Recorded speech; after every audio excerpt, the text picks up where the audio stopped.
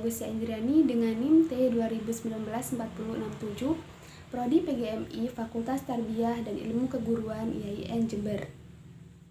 Di kesempatan kali ini saya akan membahas mengenai konsep rubrik penilaian kognitif. Yang kita bahas di sini ialah yang pertama pengertian penilaian kognitif, tingkatan penilaian kognitif, pengertian rubrik, dan macam-macam rubrik. Apa itu penilaian kognitif? Kompetensi penilaian kognitif atau penilaian pengetahuan merupakan suatu proses untuk memperoleh dan menggunakan pengetahuan, di mana peserta didik mengalami proses berpikir, mengenal, mengingat, mencipta, dan memahami materi yang diajarkan oleh guru kepada peserta didik. Tingkatan kemampuan ranah kognitif. Taksonomi Bloom ranah kognitif. Yang pertama meliputi pengetahuan, kemudian pemahaman, penerapan, analisis, sintesis, dan evaluasi. Dan yang kedua ini adalah yang terbaru. Taksonomi Bloom ranah kognitif hasil revisi Anderson dan Catwalk. Yang pertama mengingat, seperti mengidentifikasi, menentukan, dan mendaftar, dan lain-lain. Dan yang kedua adalah memahami, seperti menafsirkan, mengelompokkan, dan membandingkan. Yang ketiga adalah menerapkan, seperti mengubah, menentukan hasil perhitungan, dan lain-lain.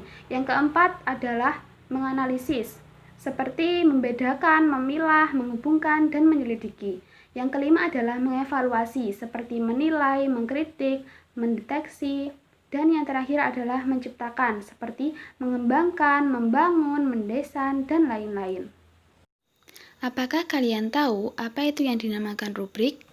Rubrik adalah sebuah skala penyekoran yang dipergunakan untuk menilai kinerja subjek didik untuk tiap kriteria terhadap tugas-tugas tertentu. Rubrik dibagi menjadi dua, yaitu rubrik analitik dan holistik.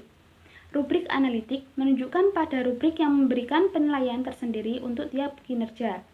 Contoh, penilaian menggunakan angka-angka 1-4 atau 1-5. Skor 1 menunjukkan tidak ada kinerja, skor 5 menunjukkan kinerja sangat meyakinkan. Rubrik holistik ialah rubrik yang tidak memberikan penilaian capaian kinerja untuk tiap kriteria, namun diberikan secara menyeluruh untuk seluruh kriteria sekaligus. Contoh penilaian diberikan dalam pernyataan verbal seperti sedang, cukup, baik, amat baik, atau kurang memuaskan, dan lain-lain. Berikut adalah contoh penyekoran atau penilaian tiap individu yang berisikan nama, kelas, tugas, nomor, aspek yang dinilai, dan tingkat kefasihan. Jumlah skor ialah jumlah seluruh tingkat kefasihan, sedangkan nilai ialah jumlah skor dibagi skor maksimum. Berikut adalah contoh rubrik penilaian untuk peserta didik dalam satu kelas. Penyekoran yang mempergunakan tabel di atas lebih efisien, praktis, dan lengkap. Dengan rubrik penyekoran tersebut, guru dapat membandingkan skor capaian tiap unsur kinerja, jumlah skor, dan nilai peserta didik. Berikut adalah penerapan soal sesuai tingkatan ranah kognitif dengan standar kompetensi menghitung luas dan keliling bangun datar secara sederhana dan menggunakannya dalam pemecahan permasalahan.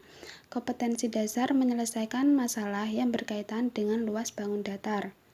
Saya di sini menggunakan aplikasi Quizy. Dengan soal nomor 1, tingkat ranah kognitif level 1, yaitu mengingat. Soal nomor 2, tingkat level 2, yaitu memahami. Soal nomor 3, tingkatan 3, yaitu menerapkan. Soal nomor 4, yaitu menganalisis. Soal nomor 5, yaitu mengevaluasi. Dan yang terakhir, soal nomor 6, yaitu menciptakan. Berikut adalah dokumentasi waktu pengerjaan soal. Kalian bisa meminta peserta didik mengirimkan lembar perhitungan melalui WA atau semacamnya, guna mengukur lebih dalam tingkat kecapaian peserta didik. Berikut ini adalah hasil dari pengerjaan soal menggunakan aplikasi, yang nilainya sudah terekam oleh Quizizz. Berikut adalah rubrik penilaian tiap peserta didik. Jumlah skor diperoleh dari 5 tambah 5 tambah 5 tambah 3 tambah 4 sama dengan 27.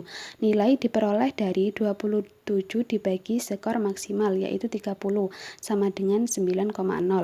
Begitu juga dengan yang lainnya. Berikut adalah rubrik penilaian untuk peserta didik dalam satu kelas. Kemudian hasil penilaian tersebut kita transformasikan ke dalam spreadsheet. Pertama, klik di penelusuran spreadsheet Excel, klik paling atas, maka akan muncul seperti ini. Buka Google Spreadsheet, kemudian akan muncul seperti ini. Klik gambar dokumen, pilih file dari perangkat Anda, klik file yang mau di-upload, kemudian akan muncul seperti ini. Klik bagikan, klik selesai, otomatis tersambung dengan Google Drive. Guru dapat mengaksesnya melalui aplikasi Spreadsheet atau web Spreadsheet. Sekian dari saya, bila ada kesalahan atau kurangan kata mohon dimaafkan.